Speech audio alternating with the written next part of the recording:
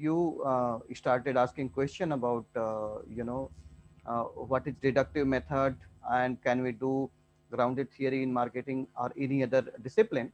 So that is why it is very important to understand the concept of quantitative research and qualitative research, and that is why I have shown this image to you now. And this talks about the entire approach of research, whether you are taking inductive route or you are deductive route. You see, in the image you will find 1 to 8 points, and when we see they have given the theory 1, 2, 3, 4, 5, 6. So once we are going to follow 1 to 8, we are following deductive method. Deductive simply mean that we are going to use quantitative methods, maybe any way, any method of data collection you can employ, but basically we are going to use quantitative when we are going to either justify or we question the existing knowledge, maybe it's a theory or any concept, right? And in the first part we are going to make hypothesis. Obviously we are going to make hypothesis simply because the variables are known to you and you are going to test those variables in your context where you are going to conduct your examination or your study. So always, it start with the research question. A research question is also a kind of assumption researcher always have. So when you have research question, then you find tentative answer. When we talk about tentative answer, it means what are the hypotheses. And when we talk about hypothesis, hypothesis is nothing but the connections and relations between and among variables. Then we try to make definition of those variables or those concepts. Okay. And then we try to find out the measurement tools, then data collection methods, and then data analysis finding, and of course we are going to create theme, right? Am I audible to all? Yes, sir, you are audible. Fine. So now coming back to, so this method 1 to 8 is known as deductive method, quantitative methods, where hypothesis and variables are already known.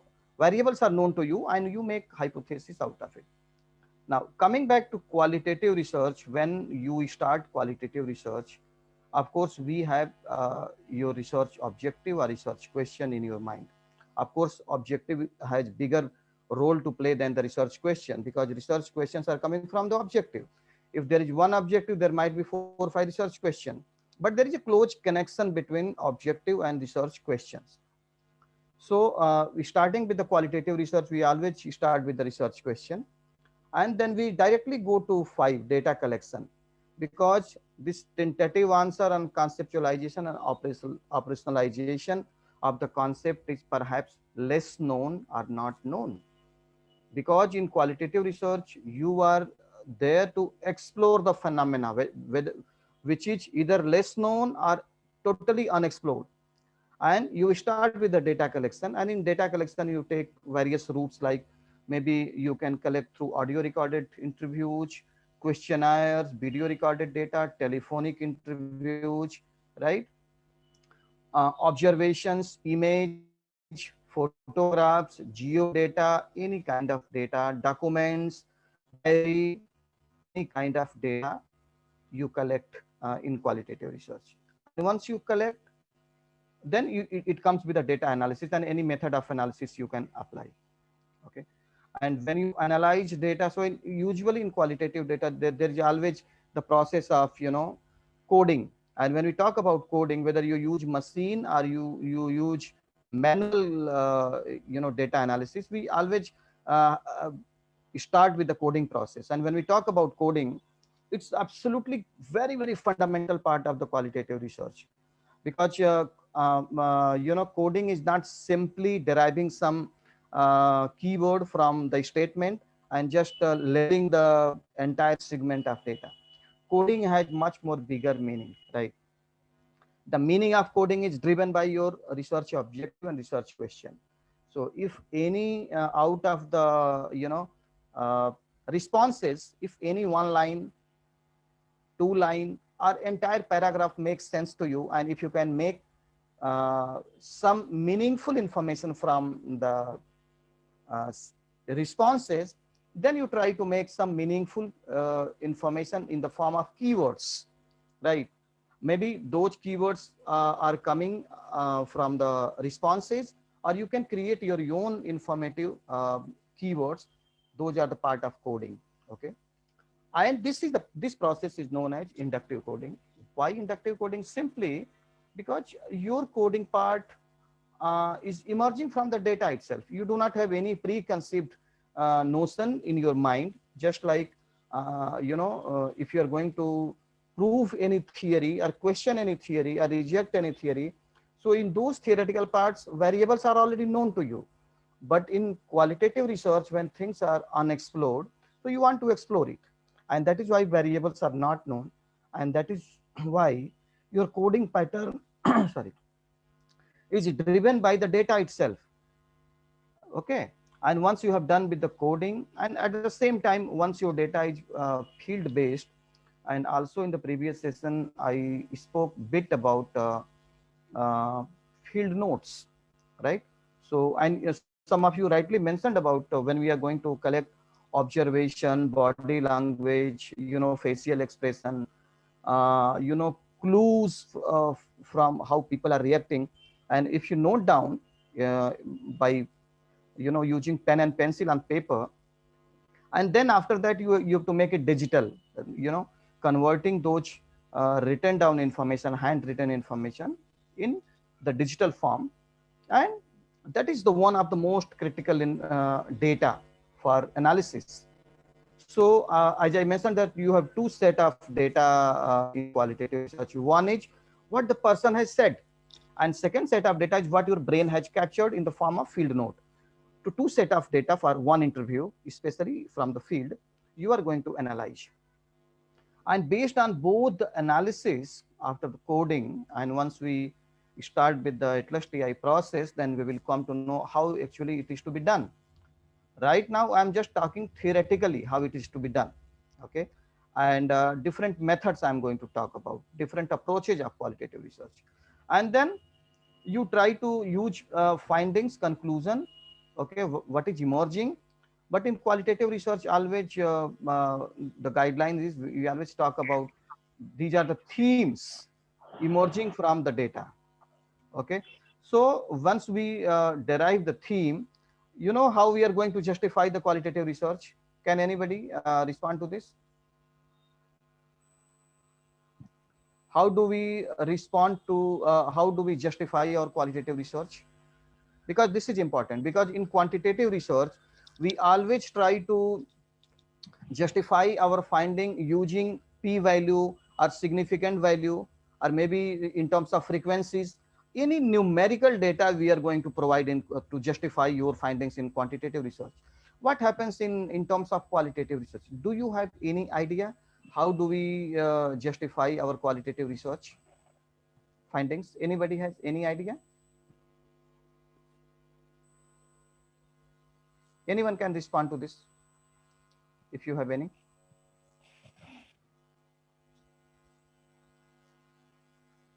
Anyone?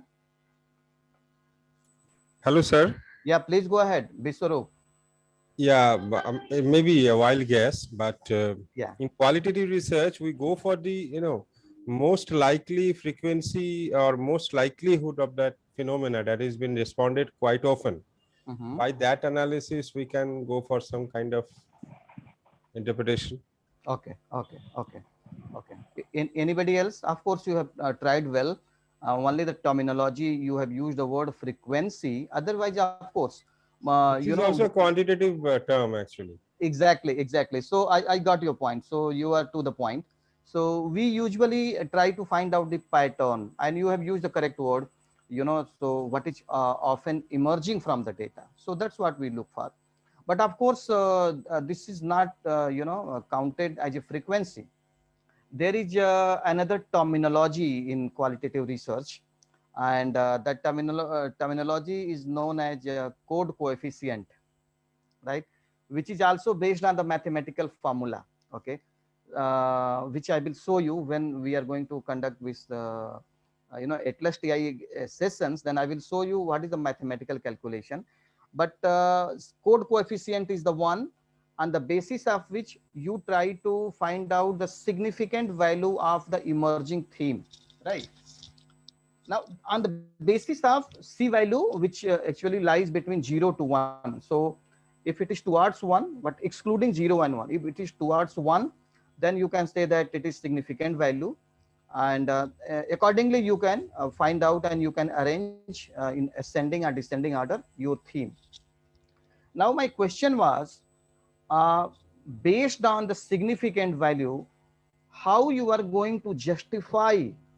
For example, in my case, I did research on middle managers' morale, and one of the finding was, no accountability with the top management. In a simple term, that means in public sector bank, the top management are not accountable for their roles and responsibility towards middle manager. Now, if I say this is one of the theme emerging from my data, then obviously people are going to ask, how can you say so? What is the justification? That's my question is. So again, I repeat, how you are going to justify about your theme? Anybody can guess it. Sir, Yeah. can I do? Yeah, Sir, please go like ahead. in quantitative, what we do actually, there is a p-value, certainly 0.005 maybe. Within that, if the model fits, even if the values are coming, the R value, Yeah. we can say even if the R values are low or maybe not up to that degree, but still the significance value achieved the point under the 0.005 value. So the model fit, and that deems the that deems fit the relation between those variables. It has a significant impact maybe. Very good. In this case also, we can say by that C value you have talked about. C value, absolutely. C value. If the C value is within that range, Hmm. so can we say that it is significant based on that C value? Absolutely. That is over, because that is already we accepted. Because based on the C value, we are going to accept these are the findings emerging. Now, I'm asking about the justification. When people ask, how do you say so? Okay, fine. For example, if I say management is not accountable towards middle manager in banking sector, then people will say, fine. If in layman's language, if any layman is saying that, okay, I accept the C value, then next question is, do you have any justification? Do you have any statement? Do you have anything to prove what you have done? Sir, can you, sir, can you make a scaling? That's what my question is, because I can feel that people are some statistical background. They can really sense the question. And that is why my question is, in qualitative research, how you are going to do that? That's my question is. So in the construct, when you make that construct, definitely it would have been a formatic construct. And definitely there are some variables which actually form that construct. Yes. So within those variables, if there is a high frequency or sorry, not frequency, high chances that people are saying that much, people are responding into those variables, then you can say, see, most of the people are voting for this kind of variable, and that forms the construct. So very good. Very good. I get your point. Yes. Sir, yeah, Sachin this side. Yeah, Sachin, please go ahead. Sir, your question is very valid, sir. When somebody questions your theme, we can answer it in the form of statistics. But to a layman, or to if it really is somebody asks from a bank, then what should be the answer, sir? I'm still not able to get the point, sir. That is why I have just given you to think upon, okay, and just guess how it is done into qualitative research. And I will show you how it is to be done and how it appears. Yeah, Swapan, you also want to say something? About the basic analysis could be done by scaling in qualitative research. Like say we are having 5 parameter. You are making a questionnaire or focus group discussion. Then we are going to use our tool. Yeah. This is the primary basis. I think so. Now we'll talk about chi-square test or other statistical test. Maybe can be used in qualitative research also. I think. No, because the approach is different. Because Here we are going in quantitative research, we are more focused about the numbers, but in qualitative research, we are more concerned about the information, descriptive information, right? So here, the word you are talking about frequency, in qualitative research, we are talking about the content, right? Content, then we can make a scaling like say you are giving a question, then we are saying excellent, very good, good, not good, bad, and very bad. That way we can also scale. Now let me explain. Absolutely, I got the answer from your perspective, and I can very well accept it. Now I will give you the image of how it is done in qualitative research in a very layman's language. Okay. Now imagining that if let us make our group as a context. Now, if I want to ask one question, what is the faculty motivation in Management Institute? Is it fine if I raise this question? Am I audible to all? Yes, sir. Okay, It's fine. fine, sir. Nice. Yes. Now let me create the entire understanding about how you are going to justify your theme in qualitative research. Imagining that if I raise only one question in qualitative research, and you all are my respondent, and my simple question is, what is the faculty motivation in Management Institute or Academic Institute in India? And everybody has given all lengthy answer, all descriptive answer, because this question is open-ended. Now, when I mentioned about coding, and this is my research question, right? An objective is to study faculty motivation in management institution or academic institution in India.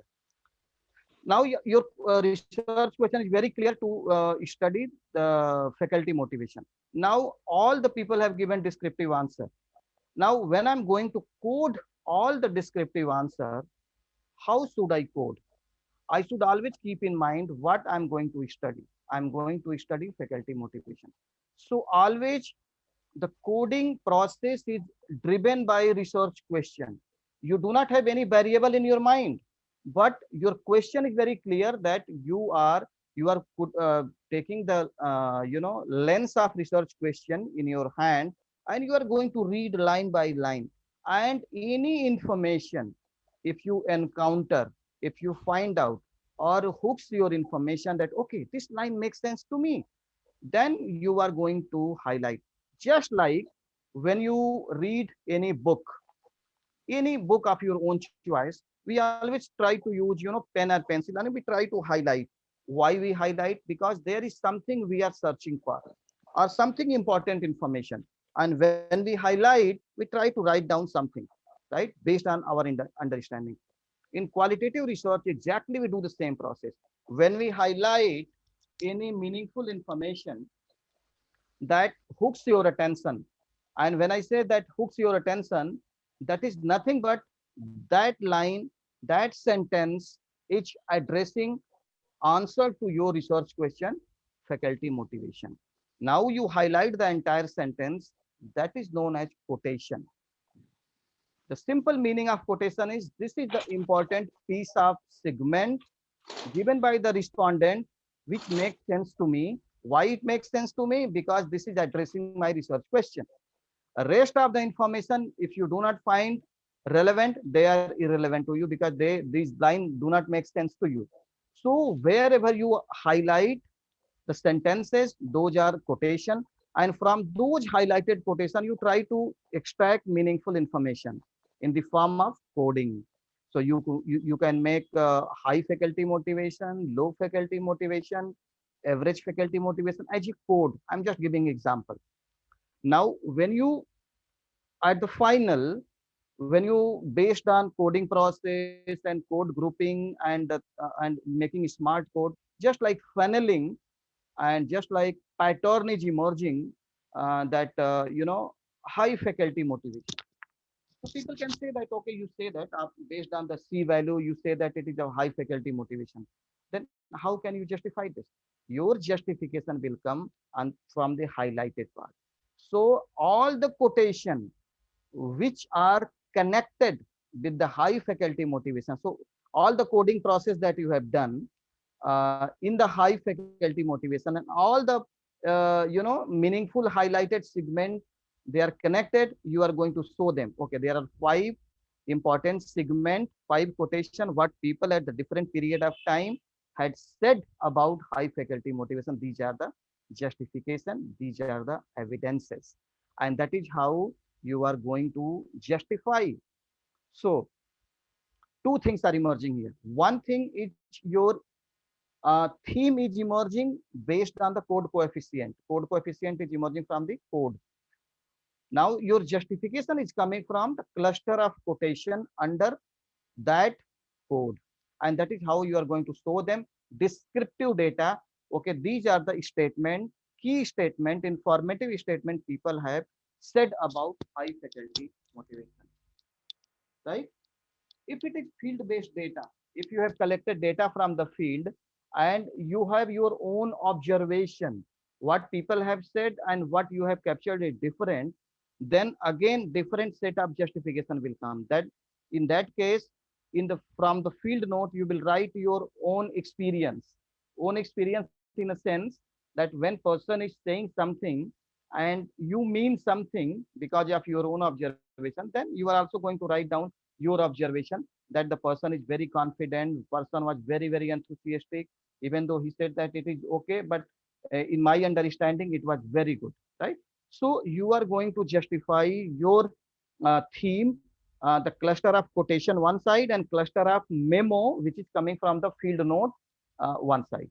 This is how you are going to justify any qualitative research, whether you are going to use a case study method or ethnography or phenomenology, narrative analysis or phenomenology or grounded theory.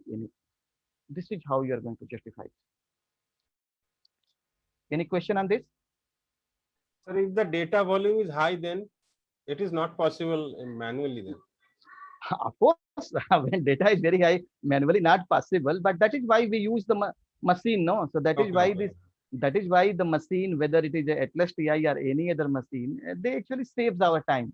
But conceptually, one need to be very clear what we are doing, right? Yes, sir. Yes, sir. Yes. Yeah, right now. So, any question, Sachin ji? Sir, can you show some of such examples? Of course. Not only so, I will show the slide here, because in Atlas TI, it will take time to make it. Of course, I have my Atlas TI, I can show you here, but I will show you the image, how it appears. Okay.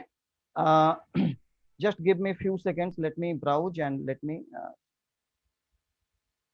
I will just show you some of the things which appear. Can you see here? This is generated by Atlas TI. Can you read the screen? Sir, can I make one request, sir? Yeah, please go ahead. Sir, can you show any of the rough papers from your side which you have done it? See how the theme has emerged. Maybe you have typed it in your computer. Maybe we can understand when you have highlighted it. Says this is the problem. This is the code. Or this is the main thing which needs to be extracted, and this is how I'm going to code it. Maybe. Okay. Okay. Give me some time. By the time I just open my Atlas TI, Yes. And I will just show you through Atlas TI how it appears. Then after that you can show the TI. But first, show us the rough paper and any rough work, so that we can understand more. Yeah. You know, I'm more fond of writing books, which already my book is here. It is the first kind of book by any Indian author about data analysis, and I've just completed, and it is in the phase of publication. But yes, one paper is already there on the Google. You can Google and search it. It is a narrative analysis of Hima Das. Hima Das, who was a sports person. If you can Google, you can find out some of the idea is shown in that paper. Okay. But anyhow, I will also open my Atlas TI here, and I will show you how it appears. Okay. That's it. Thank you. Okay. Any other question by anybody else? Okay. Sir, I have one question, sir. Please go ahead. Sir, can we use the chi-square test for qualitative data analysis? No. Okay. Because the you know the basic approach is different now. Because all qualitative research is non-numerical in nature, so you cannot use the logic of number in qualitative research. Of course, we quantify even qualitative research. There is also the concept of quantification in qualitative research, but using the logic of numbers to show the result in quantitative research, uh, you know, uh, mm, I think literature doesn't support it. Okay, Okay. sir. Okay. Okay, sir. Thank you. Thank you for your So, answers. so because the foundation of both the research is very, very different. We do quantitative research when things are already known, there are enough knowledge is available, theoretical models are available, frameworks are available. So we take variables and we try to justify. But in qualitative research, when either less knowledge is available or totally the area is unexplored, okay, where you are going to try to find out what is emerging out of it. The focus of qualitative research to understand, the focus of quantitative research to generalize, to explain. One is exploration, other is explanation. When you try to connect both, always the quali exploration come first and then explanation come first. Because when theory is created, always most of the time you have to explore the phenomena because variables are not known to you. Okay, and that is how the connection between quali and quanti exists. Okay. Okay, sir. Okay, sir. Thank you, sir. Okay. So now let me explain the. Can you see the screen? Now in this screen, this is the screen of grounded theory roadmap. When you are going to do grounded theory approach, this is how we do it. But before that, let me explain what do we mean by grounded theory and why do we do grounded theory. Grounded theory is known as the mother of all qualitative research because and the rest of the methods, approaches, either ethnography, phenomenology, narrative analysis, case study method, they follow the grounded theory approach in some way because they are not very, very different. The way we collect data, the way we conceptualize our research design, both are similar. Only in grounded theory, it is the repetitive process. It is not one time of data collection and data analysis. Now, let me explain first why grounded theory and when to conduct grounded theory.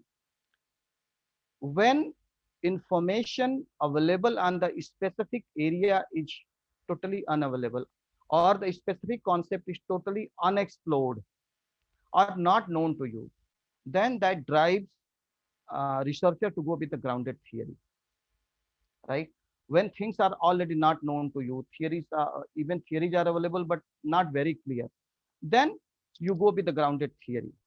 Once you take the grounded theory approach of your qualitative research, how do you collect data? The data collection, of course, you are going to use questionnaire, audio recorded data, video recorded data, observation, focus group discussion, every method, whatever possible methods available, you go with it. And based on, your justification and your convenience and also your accessibility to data, once you collect data, and in the previous session I also mentioned about the saturation point.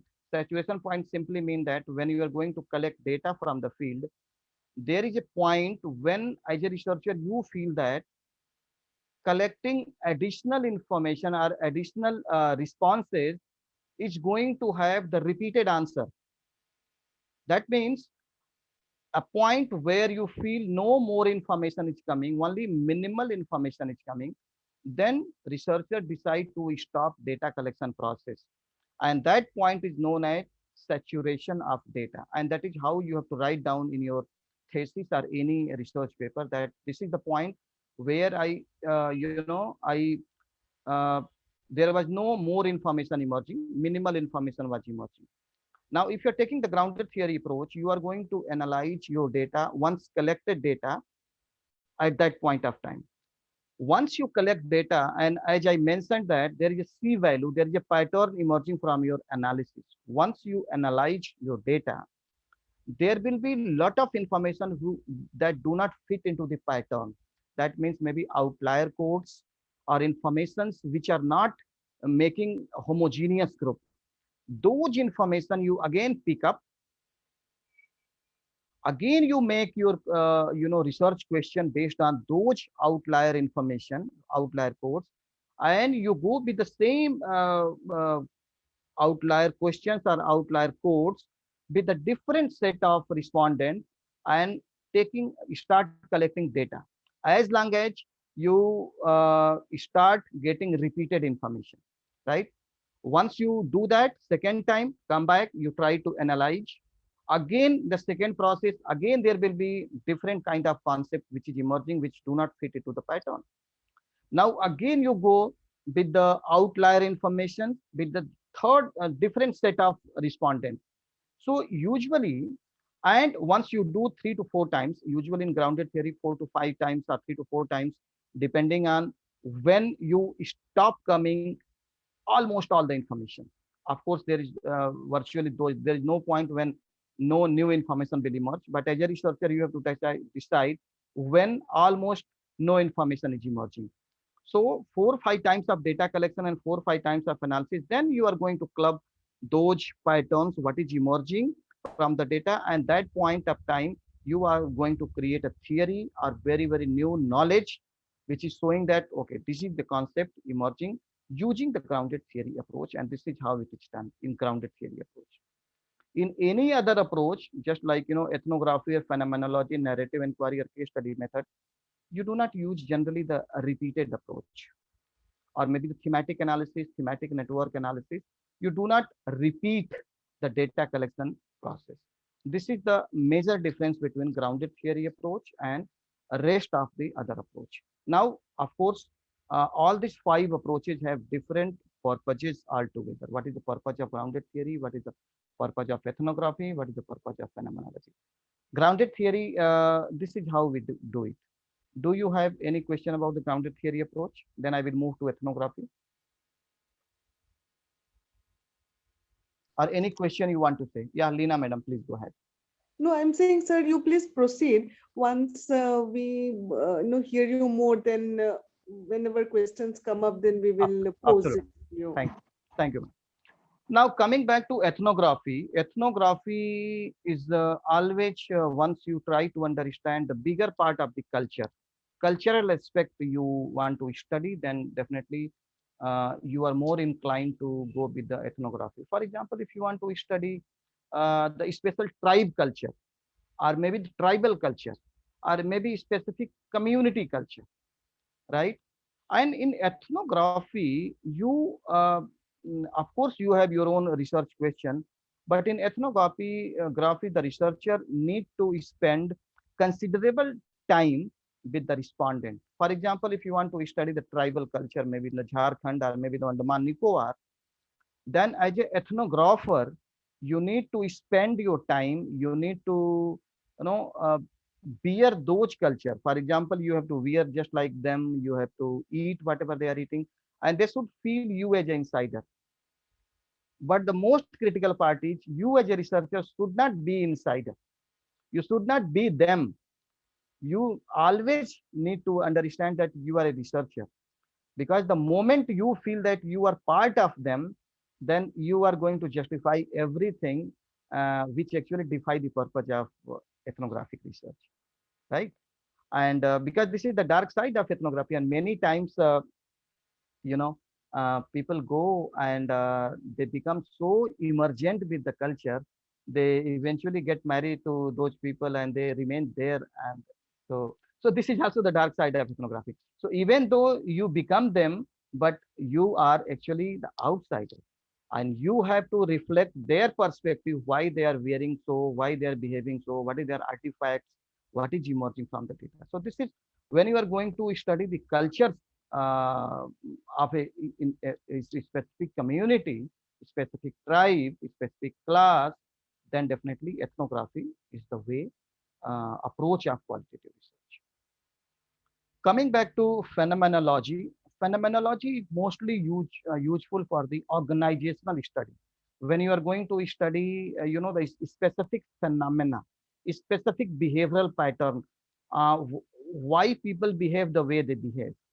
Okay. Of course, in the some part of the culture you also study. For example, if you're going to study the middle managers morale in the banking sector, So you are going to study, how do they behave, how do they speak, how do they act, how do they respond to you, what is their facial expression.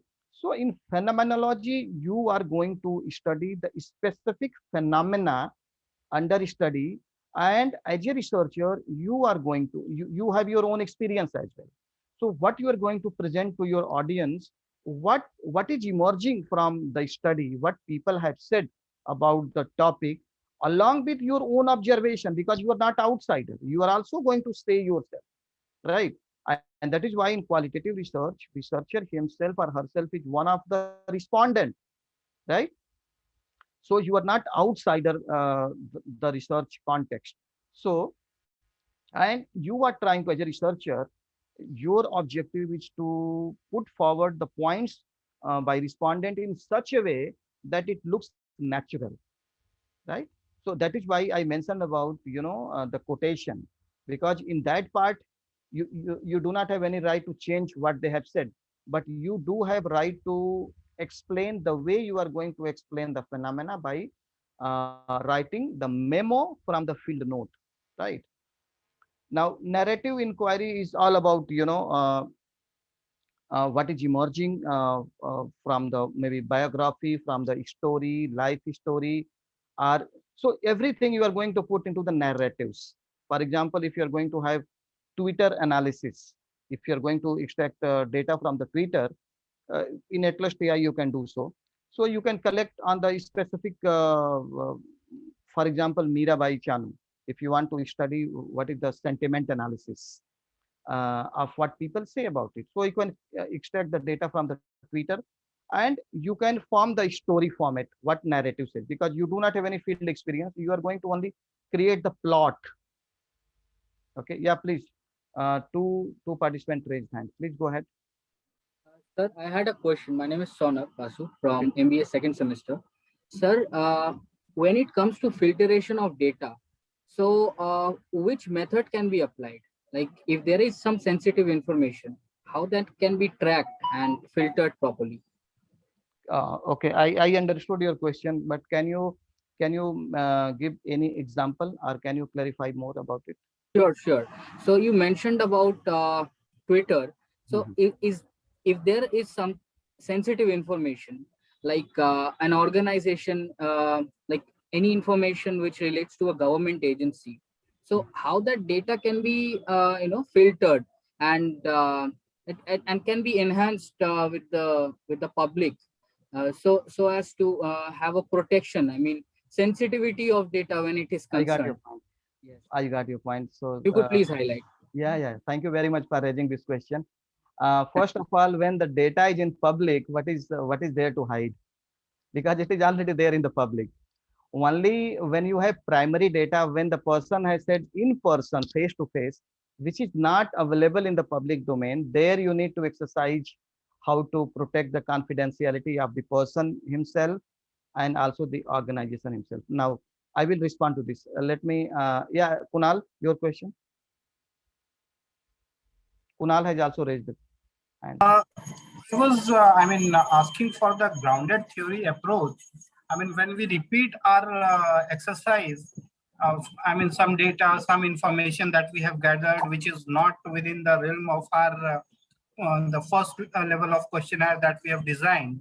So again, now when we go to a different set of respondent, how are we sure that the data that is coming or the information that is coming is really relevant? Because earlier we have asked to a different set, now we are going to a different set of people, and since we have a question or a research question or research issues which may be related to the earlier set that we have chosen at the beginning.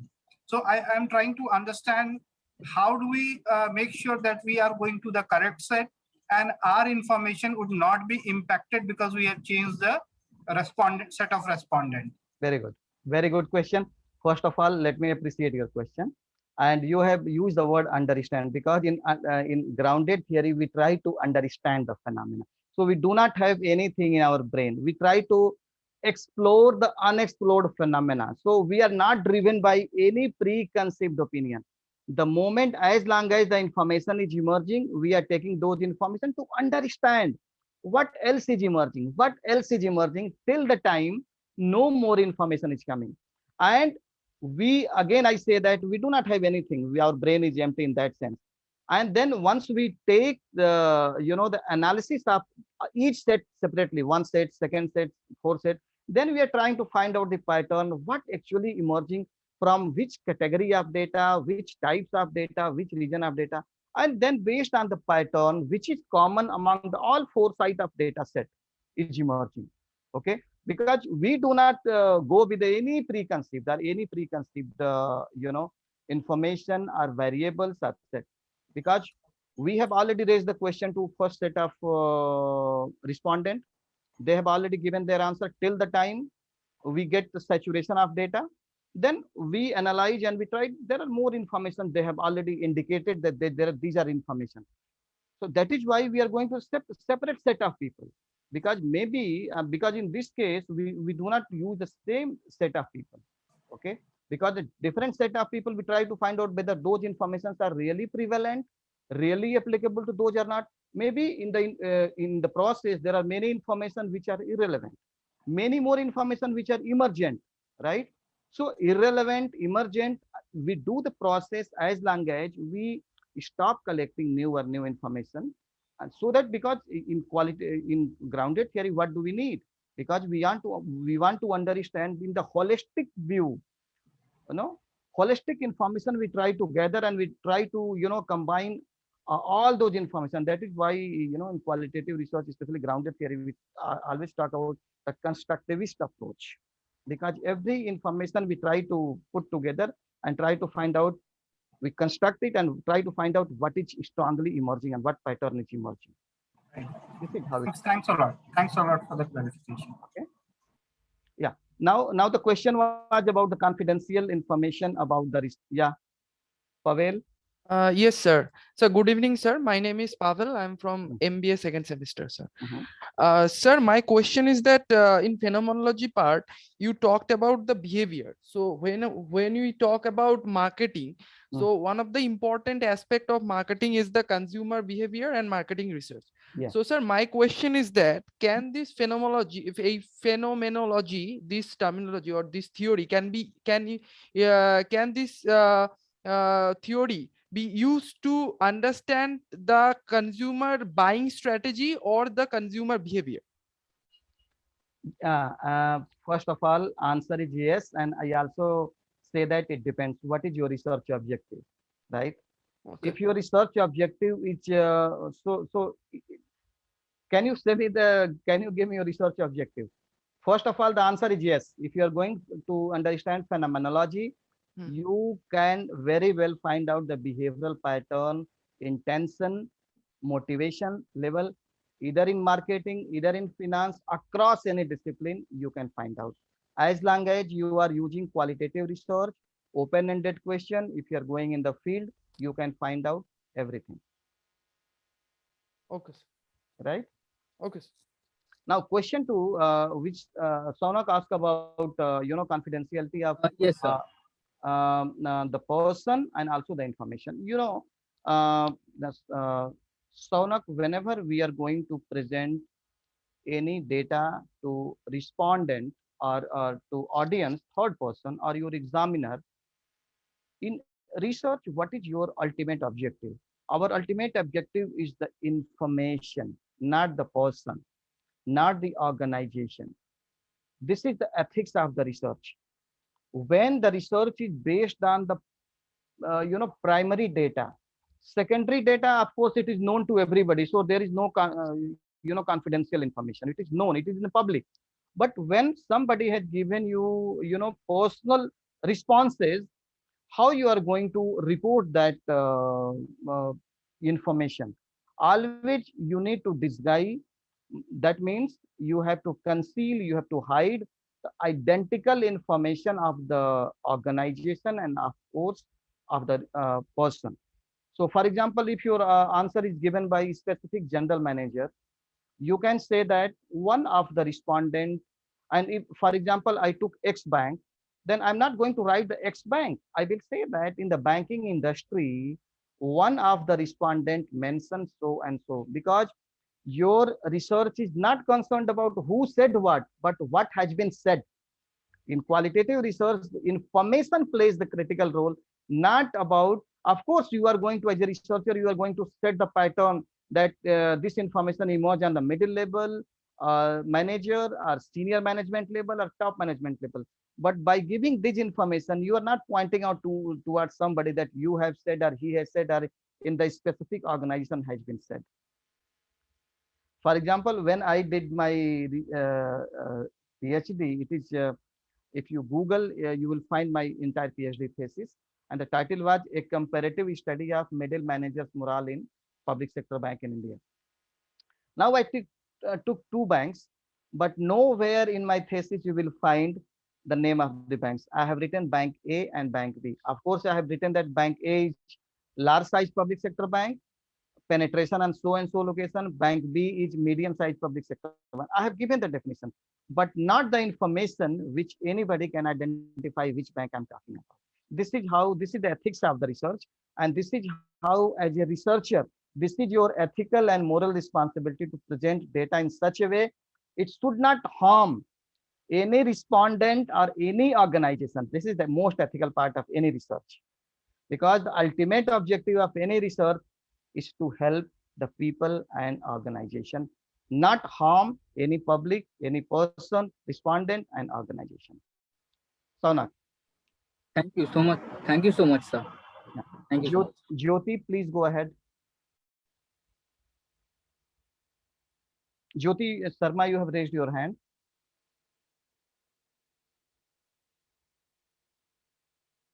Am I audible? Yes, sir. You are audible.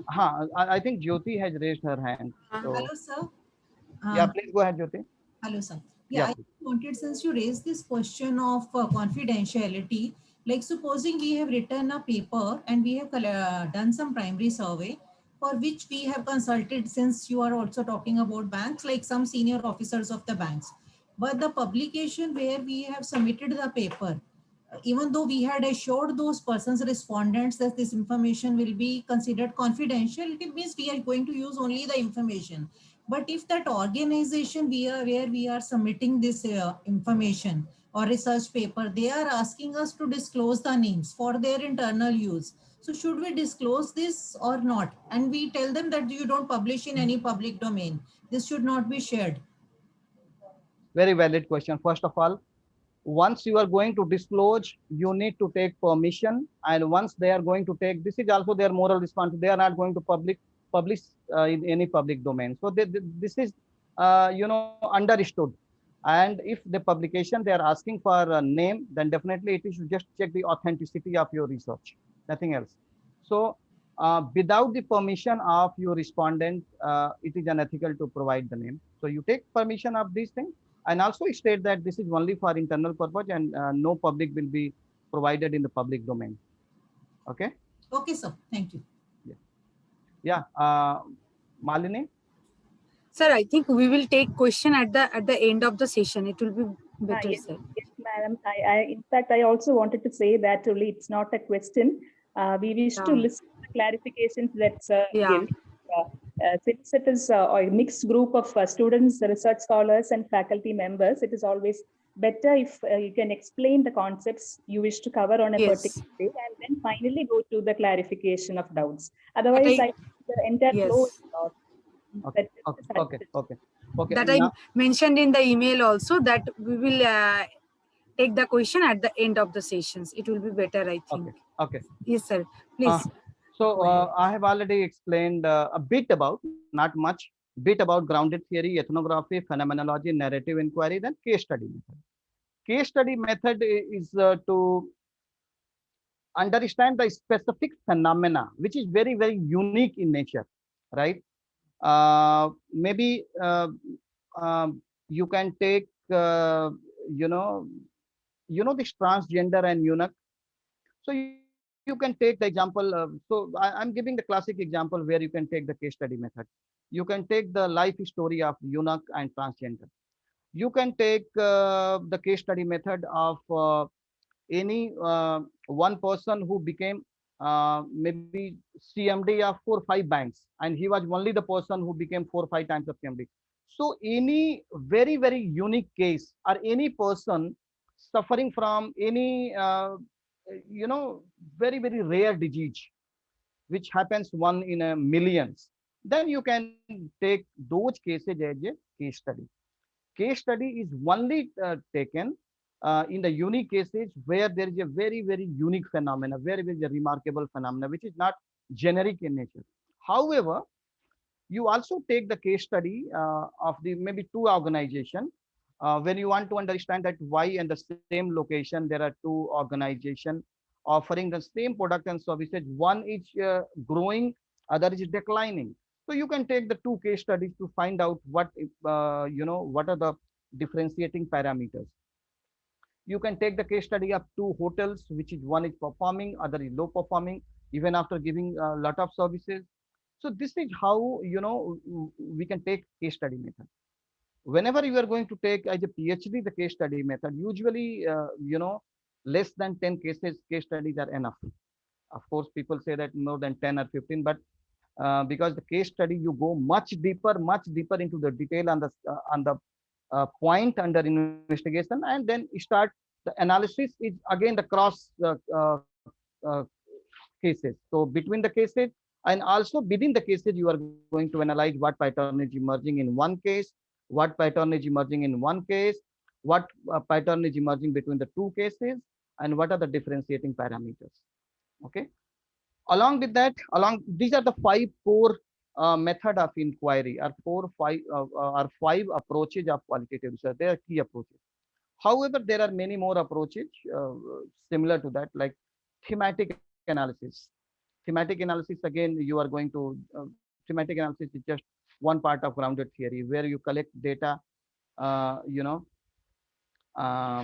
you collect your field note and try to create themes using the same pattern. You try to code, try to find out the what is pattern is emerging from the code, homogeneous code. Okay. So in all, in qualitative research, except grounded theory, because grounded theory is actually creating the new knowledge, and which actually creates the basis for it, because it's a repetitive process. But except grounded theory, most of this approaches, you try to understand the unexplored phenomena, and then once you understood what is emerging out of it, then you say that these are the concept emerging. Now, if anybody question, can you generalize? Then you can say that the nature of qualitative research is not to generalize, but to understand. These are the concept emerge. Now, if you want to generalize, you have to use mixed method. Then you have to extend your study from emergent qualitative theme, making them as a hypothesis, and take it to the larger sample size, bigger sample size, to survey methods. And based on what is emerging from the quantitative research and using any statistical tool and any method, you can say out of 5 or 10 emerging theme from the qualitative research, how many are strongly emerging. And then based on the mix of both report, you can generalize which concept, you can generalize how long, how far, how rich. This is how the concept of generalization comes into play. Okay. So in qualitative research and quantitative research, both have different focus. Okay. And both have we need to respect. We don't need to undermine the essential and the beauty of either qualitative research and quantitative research. Whenever you are going to take thesis, it would be better if you take, if you are interested for qualitative research, and based on my experience, it is better to also take quantitative research mixed method, because the expectations of the people have different orientation. Some people have quali orient, some people are quanti orientation. So to just address those things, it is better to take mixed methods. So that will give more acceptability, and it will have less question about the quality. Otherwise, If you are very, very, convinced that no, only I need to explore the particular phenomena and I'm only inclined with the qualitative research, then of course choice is yours. So this is how these methods are used. Now I'm just showing you some framework of the same thing: grounded theory, ethnography, phenomenology, that I have created using Atlas AI, just to showcase, and just you can visualize it how it appears.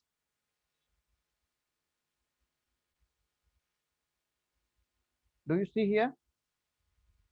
Do you see the screen? Yes, sir. This is can you guess what it talks about, which method it talks about?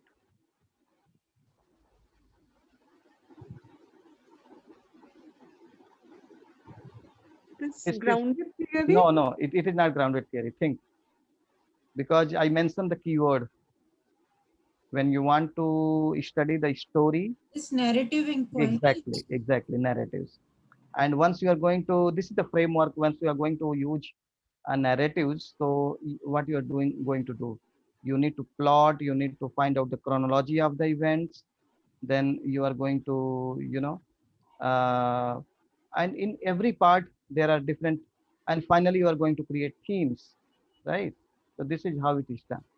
Now I will move to second one. What about this? Phenomenology. Phenomenology. Yeah, it's phenomenology, right? Significance, meaning, textural description, structural description, right? What about this? This is the bigger picture of phenomenology and also the types of phenomenology, right? So this is steps actually we follow when we are going to study the phenomena. And I have also given 1, 2, 3, 4, 5, 6 kind of things. This is step, if you are going to study under phenomenology, so this is how it is done. What about this?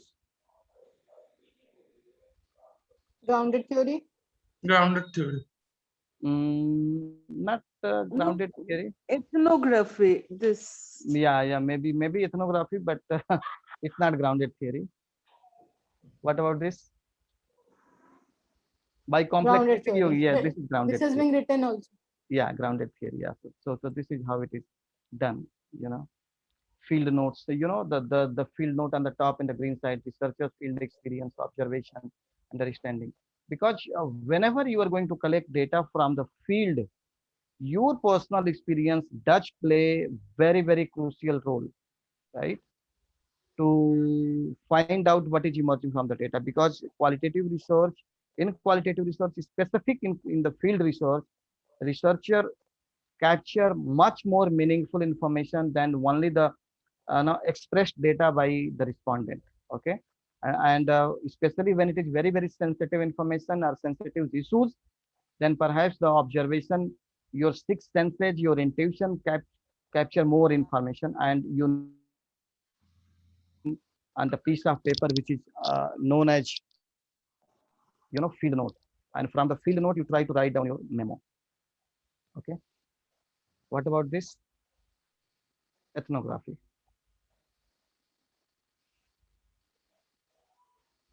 Ethnography, right? Yes. Yeah. Culture, bigger part of the culture that we have to study.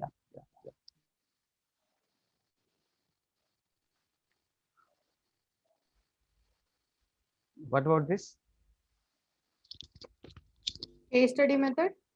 Exactly, case study method. Actually, all these things are part of I have taken the part of from my book, because everything I have described in my book, and then I have explained how you should go with that Atlas AI. What about this? This is also thematic analysis. Thematic analysis. Yeah, thematic analysis, and maybe thematic analysis, and also there is a thematic network analysis. That's also one concept, right? So these are the things, and these are some of the ideas. You can just go through it, and then I will open forum for question and answer. This is just for your information. If you want to quickly glance it, you can just go through it. It talks about narrative inquiry, phenomenology, grounded theory, ethnography, case study, action research, ethnomethodology, feminist research, life history, and some of the ideas and brief discussion has been given.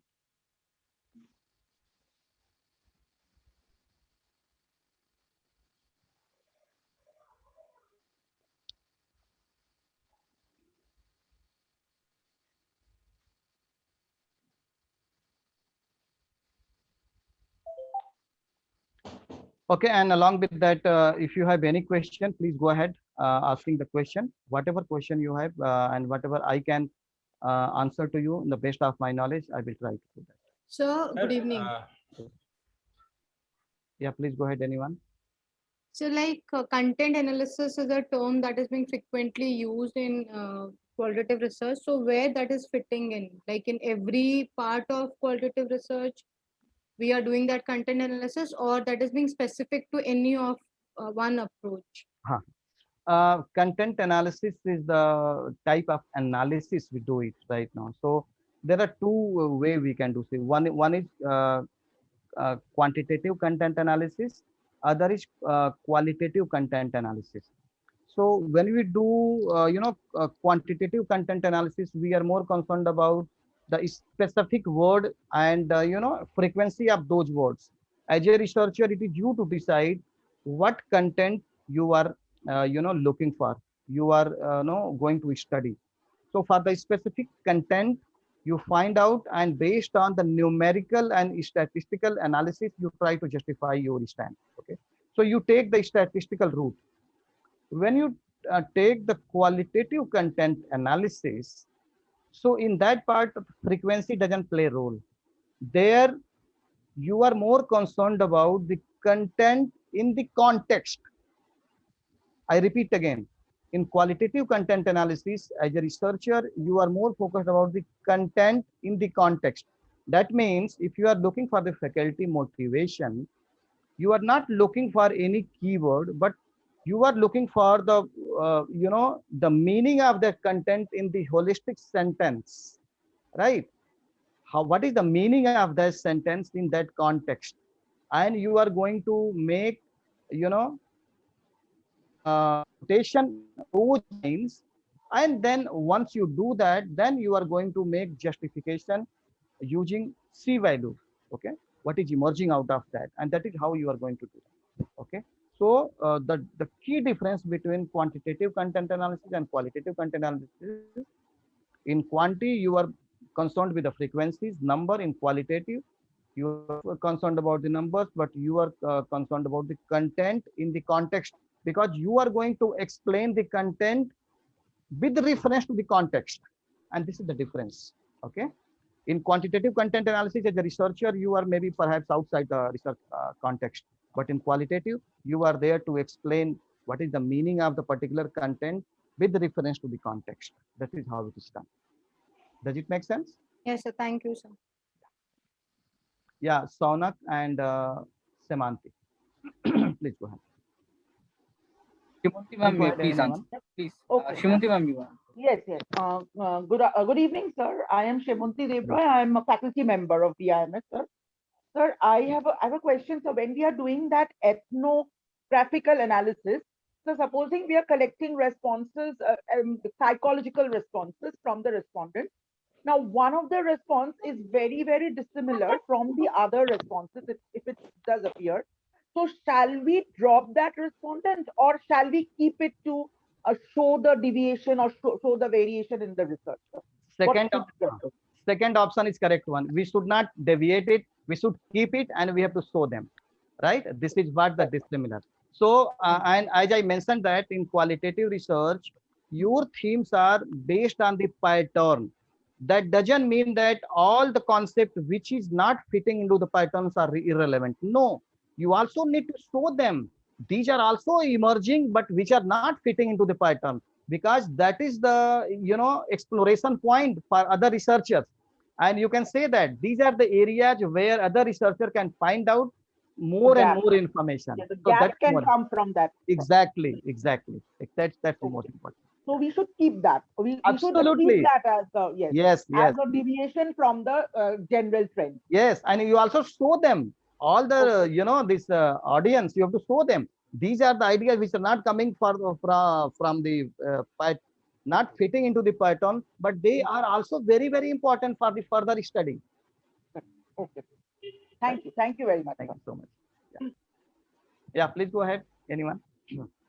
Sir, I had a question in regards to, I mean, I want to know the Scratch, like the method which is used in Scratch, like for a marketer, he for an organization like a shopping mall, or it can be like a mart also. So what is the best, like qualitative as well as the method used in psychological way also, to understand the customer's behavior and the feedback part also? So what can be used for getting the survey, I mean to get the best surveys out? So what perfect method can be used? Is that Saunak, no? Saunak. Yes, sir, Saunak, yeah, right. Saunak,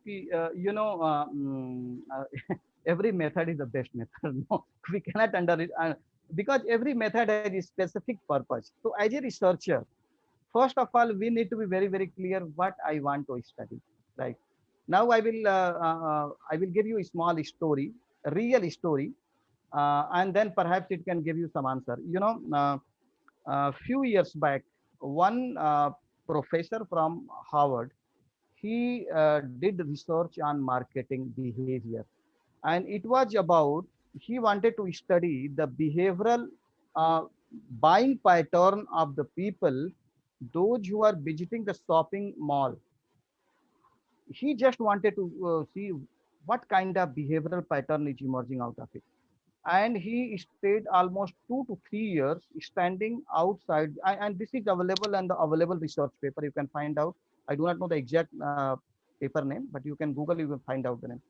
It is written in that paper. And he kept on standing every time in front of the shopping mall, and all the people, those who used to come to the shopping mall, and of course the billing pattern, he has connection with the billing pattern. He wanted to see the billing pattern and what they want to buy. So their behavioral pattern, buying behavioral pattern, and the billing pattern. And he came out with the conclusion,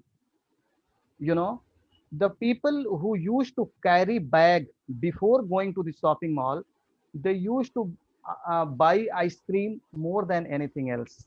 This was the ultimate finding of anything.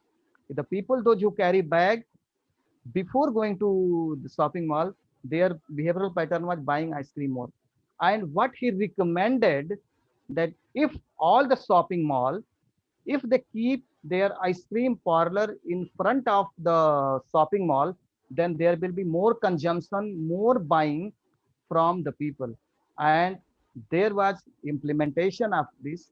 Most of the shopping mall, they used to keep their ice cream parlor in front of their just entry, or just in anywhere during the entry point. And this has lot of positive impact on their sales part. Now you can assume that how it is to be done, whether to be done through qualitative or quantitative.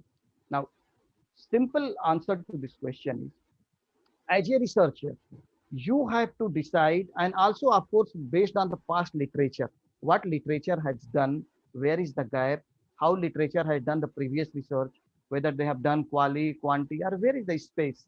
And based on your reading, your understanding, or your conviction, how do you can best find out the reality, how you can find out the truth in the best manner, through qualitative or quantitative, or mixed up both. Whether you can take the quantitative first, qualitative later, or vice versa, or what way, whether you can take focus group discussion, whether you can talk to one person. As a researcher, you are only going to decide the right way, and you are going to convince by your own knowledge. Nobody can give you the exact one universal answer which actually be accepted to each and everyone. It purely depends on the knowledge available in the topic, and what is your objective to understand and to find out from your research. Then you decide which is the best way to do it. So much, sir. So basically, it's information quality and the method which is being used. Right? Absolutely. So much. Yeah. Hello, sir. I'm Jyoti. Actually, this is not related with the topic which you are teaching. It is with the software, in fact. I couldn't install it today and I got an error message that maybe the space in the computer is less or maybe internet is not working. So as regards internet, I didn't have problem, but maybe the disk space could be. So I just wanted to know the size of the software because when I deleted some files and tried doing again, they said you have already requested trial version once. So I have sent a complaint also to Atlas team that this is the error message I got. So approximately I wanted to know the size of the software. Many times this happens.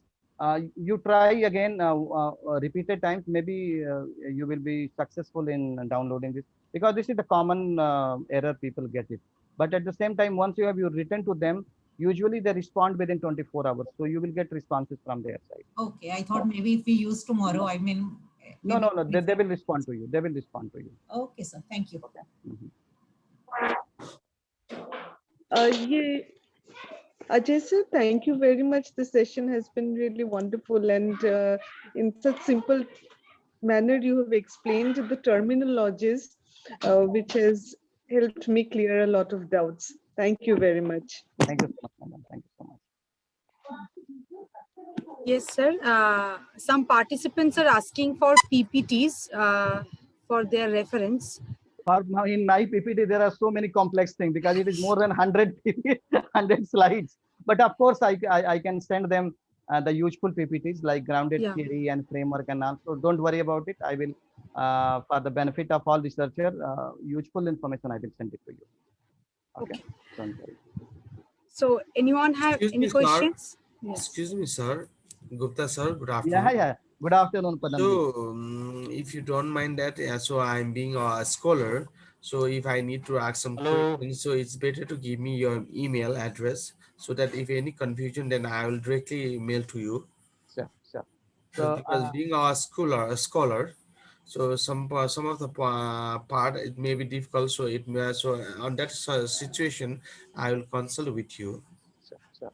Sriparna, please send my. Okay. Yeah. Sure, okay, sir. thank you, ma'am. Thank you, sir, very much. Yes, Vishwarup sir. Yes, sir, Vishwarup sir. Ma'am, you have a question. ma'am was asking about the space. I would like to inform ma'am. Ma'am is there still? Yes, Jyoti ma'am. Can you there, hear? Yeah, I'm very much there. Yeah. Ma'am, it is 355 MB space it will require.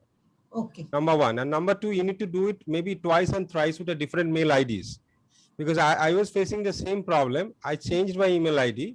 Then I have tried once more and it got installed. Okay, yeah, I'll do that. Thank you. Thank you.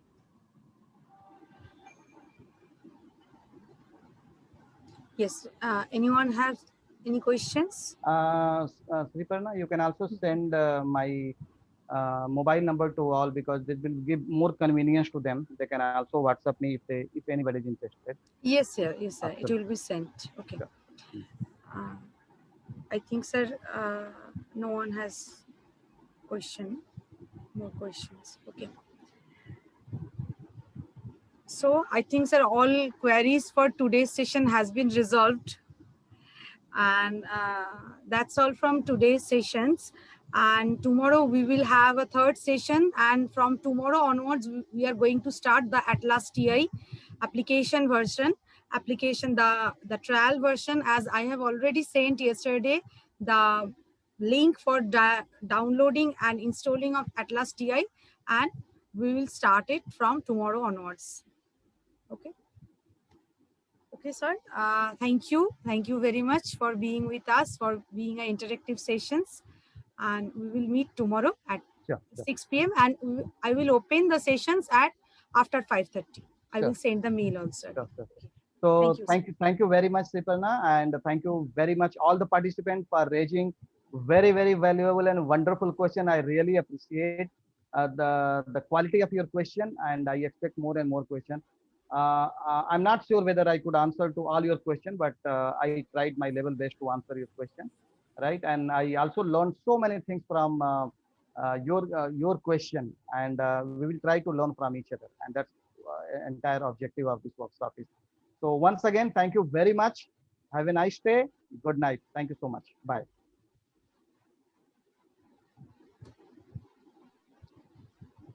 Thank you, all of you. Thank you, sir. Thank you so much. Thank you, sir. Thank you so much.